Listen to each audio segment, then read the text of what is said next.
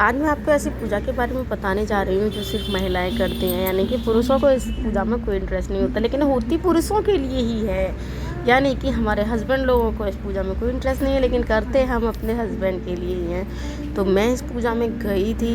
इनको बोलती हैं सुहागिनें। तो hello, welcome back to Priya's family blog. और मैं प्रिया आज आपके लिए ऐसी पूजा लेकर आई हूँ या आपको दिखा रही हूँ जो कि मोस्टली हमारे जो बगल में दीदी हैं वो करती हैं।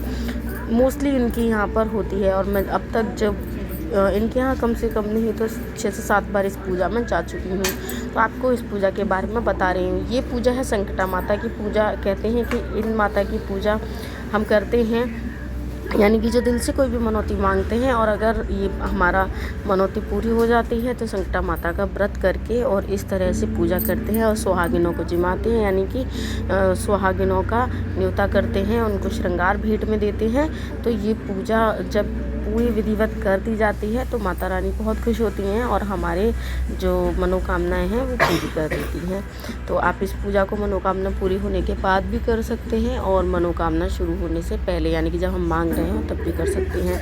तो मैं गई थी और मेरे साथ साथ यहाँ पर और भी मेरे अलावा 6 लेडीज़ हैं और भी आई थी, जिनमें से कुछ महिलाएं हमसे बहुत बड़ी थीं, यानी कि हमारे आस पड़ोस की ही सारी महिलाएं थीं, जिसमें से आंटी जी, चाची जी और दीदियाँ जो भी हैं। मैं ऐसे नहीं जानती थी उनको ज़्यादा, लेकिन जो भी हैं हमसे बड़ी एज की भी थी और हमारे साथ की भी थी। पूजा की शुरुआत में चौकी लगाई जाती है जिस पर मिट्टी के गौरा गौरी बनाई जाती है और उनका श्रृंगार किया जाता है। चुंदरी उड़ा करके या कोई भी कपड़ा उड़ा करके श्रृंगार किया जाता है। संकटा माता के व्रत की एक किताब आती है, उस किताब को रख करके उस किताब को पढ़ा जाता है। और सबसे मेन चीज़ होता है कि इसमें श्रृंगार रखा जाता है जो माताओं को सारी लेडीज़ अपने हाथों से चढ़ाती हैं, यानी कि सिंदूर, बिंदी, मेहंदी, चूड़ी, महावर और जो भी श्रृंगार आपकी इच्छा हो, यानी कि जितनी भी हमारी व्यवस्था बनती है उतना रखा जाता है। उसके बाद में इन्होंने चौकी लगाने के बाद में अग्यारी करी थी। कोई इसको अग्यारी कहता है, कोई इसको लौंग का जोड़ा चढ़ाना कहता है। तो मेरी लैंग्वेज में तो अग्यारी करते हैं, जो नवद्रोगों में करते हैं ना, जो गाय के गोबर के जो गड्ढे होते हैं उपले, उसकी अग्यारी करते हैं। तो वही इन्होंने अग्यारी करी थी, लौंग का जोड़ा चढ़ाया था, घी चढ़ाया था, आप देख सकते हैं। और फिर उसके बाद एक कटोरी में ना यहाँ पर भीगे हुए चावल भी रखे जाते हैं। तो जब कथा पढ़ी जाती है ना तो भीगे हुए चावल और फूल जो है साड़ी के पल्लू में या सूट के पल्लू में, मतलब कि जो भी हम कपड़ा पहन कर जाते हैं ना, तो वो पल्लू में बांध दिए जाते हैं या फिर पल्लू पर रख दिए जाते हैं, यानी कि हमारे हाथों में। तो उनको अपने हाथों में लेकर ही कथा पढ़ते और सुनते हैं। तो यहाँ पर ये हम लोगों को फूल और चावल ही हमारे हाथों में दे रही हैं, क्योंकि जो पास में हमारे सामने आंटी जी बैठी हुई हैं वो इस कथा को पढ़ रही हैं।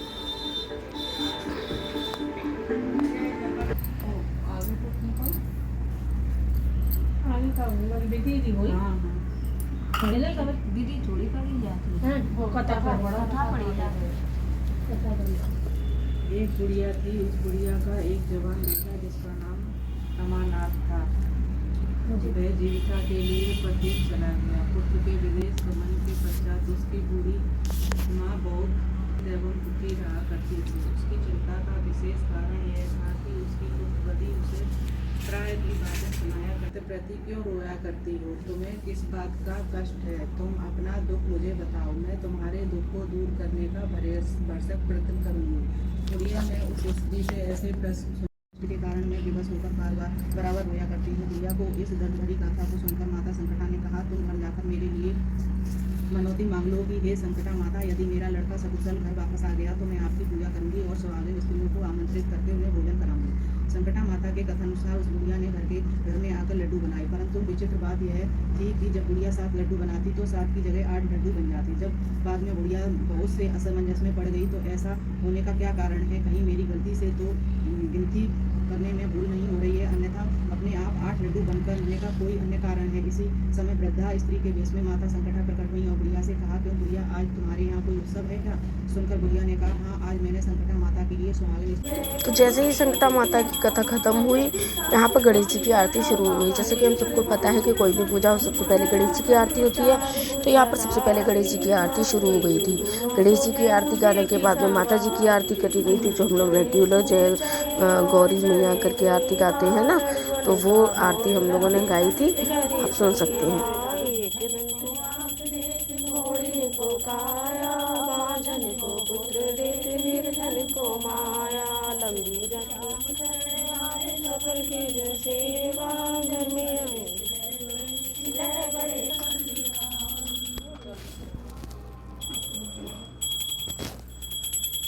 उदल पर टूट पड़ो माँ, उदल पर टूट पड़ो माँ, करके सिंह सवारी। सौ सिंहों से तुम बलशाली, अष्ट भुजाओं वाली दुष्टों को तुम ललकारती। ओ मैया हम सब उतारे तेरी आरती। बेटे का है इस जग में बड़ा ही निर्मल नाता, मैया बड़ा ही कोमल नाता। पूत रखना अम्बे को बनाने वाली, बनाने वाली, उतारे तेरी आरती। ओ मैया हम सब उतारे तेरी आरती। पूरे भवन में ऊंची ध्वजा समन में, मैया ऊंची ध्वजा समन में। चौमुख दिया जले मंदिर में, चौमुख दिया जले मंदिर में। करो बढ़ोतरी घर में अम्बे,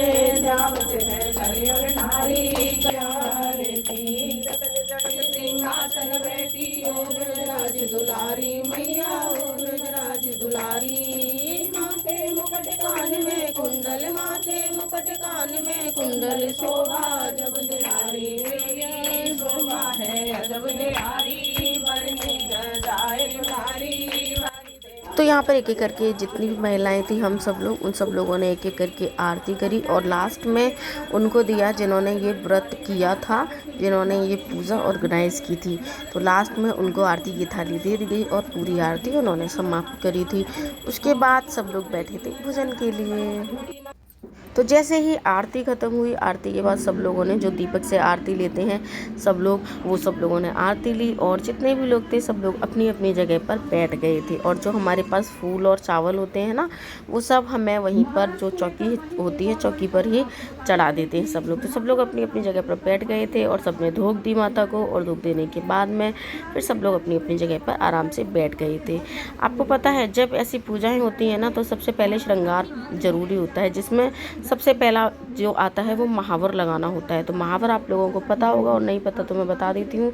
कलर होता है जो हम सब लोग आलता, जिसको आलता बोलते हैं, वो हम सुहागिन स्त्रियाँ अपने अपने पैरों में लगाती हैं। तो ये बहुत शुभ माना जाता है और सुहागिन स्त्रियों के लिए आलता, बिंदी, मेहंदी, चूड़ी ये तो बहुत ही ज़्यादा ज़रूरी होती हैं। तो यही सामान बहुत ज़्यादा इम्पोर्टेंट होता है और यही सुहागिनों को सामान इस पूजा को पूर्ण करने के बाद में मिलता है। तो ये सब पूजा संपन्न होने के बाद में जब आया था तो इन्होंने मीठा मंगाया था, यानी कि दही और जलेबी। तो ये बहुत सारी जलेबी लेकर आई थी उसमें से, जिसमें से मैंने और हमारे साथ में एक दीदी और थी, उन्होंने भी निकाल दी थी और मैंने बहुत सारा दही भी निकाल दिया था, यानी कि लगभग आधा दही निकाल दिया था मैंने, क्योंकि मैं दही ज़्यादा खाती नहीं हूँ। मैं अगर दही खा लूँगी तो मुझे बहुत ज़्यादा प्रॉब्लम हो जाएगी। तो इसीलिए मैंने बगल में बड़ी दीदी बैठी थी तो उनके मैं पलट दिया था दही थोड़ा सा। और उसके बाद क्या करते हैं, जैसे ही माता को खाना अपना शुरू करने से पहले भोग लगाते हैं और भोग लगाने के बाद में इस पूजा का एक उसूल है, रूल है, वो ये है कि जो इस व्रत को करता है उनको कौर दिया जाता है। कौर का मतलब बहुत छोटा सा टुकड़ा दिया जाता है जो भी खाना होता है उसका।